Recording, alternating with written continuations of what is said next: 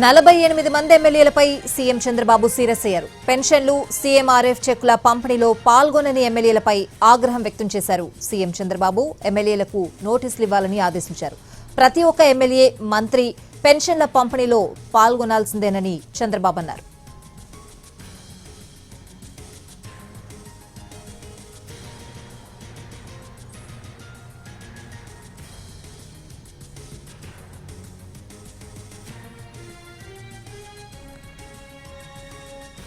48 మంది ఎమ్మెల్యేలపై CM Chandrababu serious అయ్యారు. పెన్షన్లు, సీఎంఆర్ఎఫ్ చెక్కుల పంపిణీలో పాల్గొనని ఎమ్మెల్యేలపై ఆగ్రహం వ్యక్తం చేశారు సీఎం.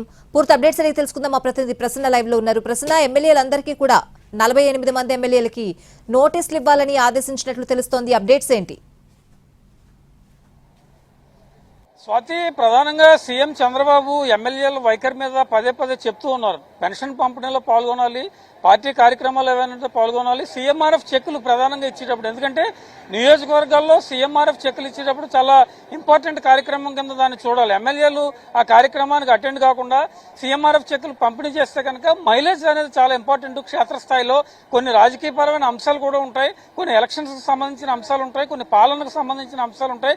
వీటన్నిటిని బేరేజ్ వేసుకుని సమన్వయం చేసుకుంటూ ఎమ్మెల్యేలు ముందుకెళ్లాలన్న అభిప్రాయాన్ని సీఎం చంద్రబాబు పదే పదే వ్యక్తం చేస్తున్నారు. కానీ చాలా మంది ఎమ్మెల్యేలు పెన్షన్ పంపిణీ చేసేటప్పుడు సీఎం చంద్రబాబు ప్రతి నెల 1వ తారీఖు గత 17 నెలలుగా రాష్ట్రం మొత్తంలో ఏదో ఒక ప్రాంతానికి వెళ్ళటం, ఏదో ఒక జిల్లాలో మారుమూల గ్రామానికి వెళ్లి ఒక ఇంటిని ఎంచుకుని ఆ ఇంట్లో కాఫీ పెట్టడం, టీ పెట్టడం, వాళ్ళతో గంటన్నర సేపు మాట్లాడటం, పెన్షన్ పంపిణీ చేయడం కూడా జరుగుతోంది.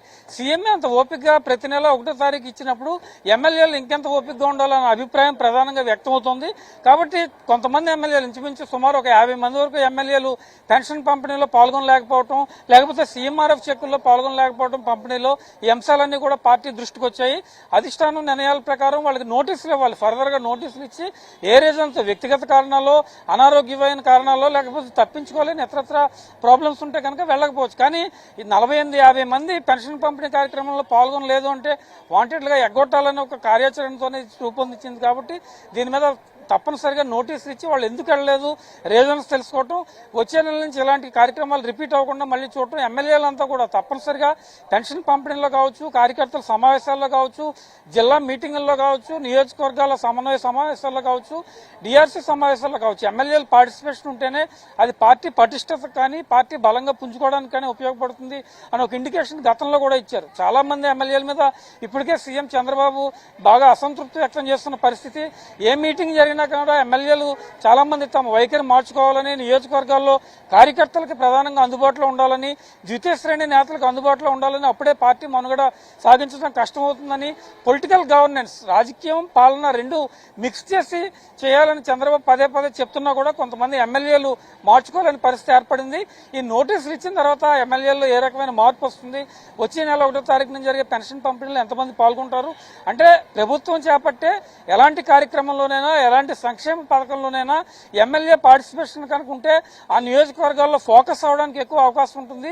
జనం ఆ ఎమ్మెల్యేను గుర్తించి మా ఎమ్మెల్యే మా నియోజకవర్గంలో అండగా ఉన్నాడు, మా నియోజకవర్గంలో తోడుగా ఉన్నారని పబ్లిక్ కూడా ఓన్ చేసుకునే అవకాశం ఉంటుంది. కాబట్టి పదే పదే చెప్తూ ఉన్నారు. అలా ఎవరైతే వెళ్లలేదో వాళ్ళకి నోటీసులు ఇచ్చి కార్యక్రమం ప్రస్తుతం జరుగుతుంది. కాబట్టి ఎమ్మెల్యేలు నోటీసులు ఇచ్చిన తర్వాత ఎలా స్పందిస్తారు, మళ్ళీ సీఎం చంద్రబాబు యాక్షన్ ఏ రకంగా ఉండబోతుంది అనేది మనం చూడాల్సి ఉంది. స్వాతి. రైట్ ప్రశ్న, థ్యాంక్స్ ఫర్ ద అప్డేట్స్.